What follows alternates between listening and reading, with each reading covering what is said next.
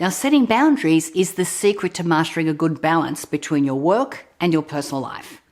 Now, I know this because I've coached thousands of people. And the problem is most people want to set some rules or boundaries for their well-being, but they treat it like it's just a one-time task. But setting boundaries is a continuous journey. And it's something that you have to consciously do every day, like eating nutritious food or working out. Setting boundaries is not complicated, and it doesn't have to feel like a chore.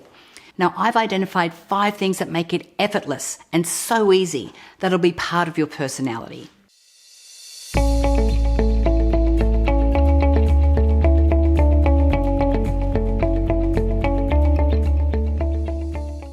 Now, if you're new to my channel, my name is Natalie Ledwell, and I'm the co-founder of Mind Movies, and I'm a law of attraction coach and mindset coach. And I release a brand new video every Thursday.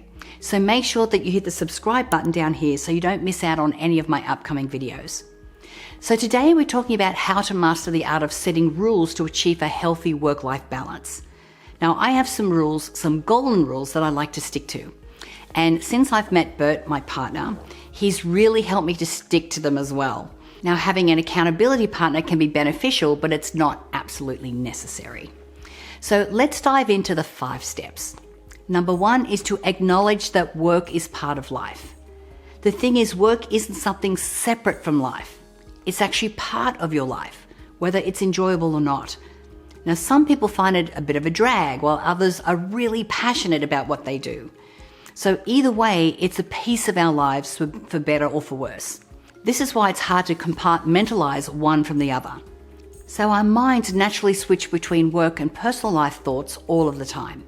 So when you try to set strict boundaries and prevent certain thoughts from occurring, it can do more harm than good. Now, this doesn't mean that we should strive to find a perfect balance between our job and our personal time. See, here's the thing. If you truly love your job, you don't have to cut it short just to spend more time scrolling through your TikTok feed or watching Netflix. Now, the key is to remember that we're aiming for a balance between the things that we love. It's not just about work versus everything else in your life. It's about finding harmony between work, family, hobbies, chores, and all the other stuff that makes life interesting. Number 2 is to identify what truly matters to you. So figure out what work-life balance means to you personally. Is it hitting the gym daily, spending time with your loved ones, cooking, or reading? Identify your core needs. Commit to including them in your schedule and don't second-guess your decision. Focus on what consistently rejuvenates you and contributes to your overall well-being. So once you've pinpointed what matters most, set boundaries around those activities. This way, whether you're at work or at home, you can fully engage with those around you. So make a list of your top priorities and distinguish between what you're willing to be flexible about and what's non-negotiable. So once you have a clear understanding of your priorities, you can work towards achieving a better work-life balance. Number 3 is to make yourself a priority.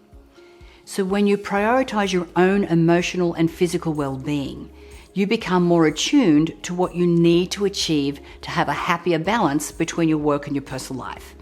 Now, this could mean taking breaks to go for a walk to rejuvenate both your mind and your body. It might involve simply setting aside your phone for the evening, or even going an entire weekend without diving into your work emails. It's all about recognizing and addressing your own needs to find that essential equilibrium between your professional and your personal obligations. Now, I like to block out time for self-care on my calendar. Now, while I do have a regular meditation slot every day, if I want to catch up with a friend or have a lunch date with Bert, I make sure that I mark it on my calendar. Okay, number 4 is to stick to a schedule. Create a schedule and stick to it. If you work from home, aim to start your work at the same time every day rather than sleeping in or beginning too early. Now, I make sure to schedule lunch on my calendar. Sometimes I can get so absorbed in work and everything that I do that I forget to eat. And then by 3 o'clock, I'm wondering why I'm so hungry. So set aside some time for a proper and nutritious lunch. It is crucial. And most importantly, set limits. You can apply this idea not just for work, but really for anything that you tend to overdo. And when I finish work in the evening, and the finish time may vary, I stick to it. I step away from the computer, I leave my workspace behind. And it takes me a little bit to transition into relaxation mode, but I make sure that I'm 100% present. No checking the phone or emails, just unwinding with Bert, having dinner and enjoying our time together. If, for instance, you're used to working long hours like 12 to 15 hour days, consider setting a daily limit of 8 hours and then stick to it. If your schedule is flexible, you could even explore working less to create more space in your life. Some people even found ways to make a 4-day work week work, or even a 4-hour work week, and that works for them. Okay, number 5 is to reflect on your life regularly.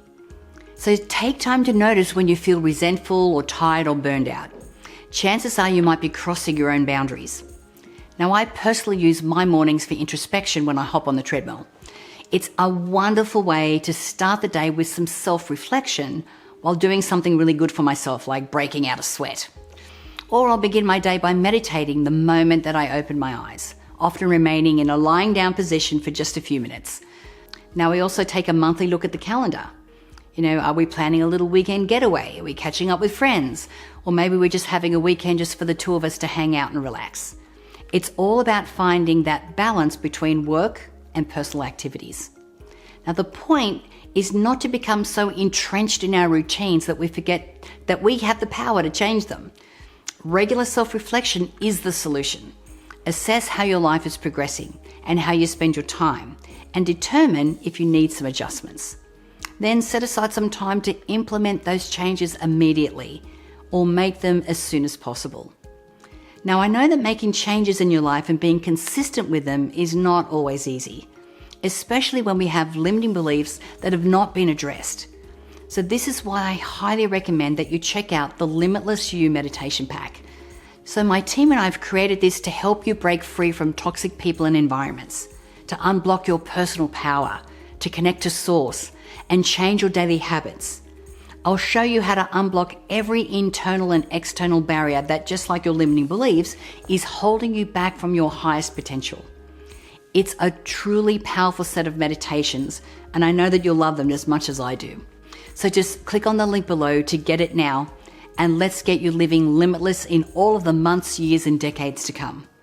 Again, my name is Natalie Ledwell, and thank you for watching. Bye for now.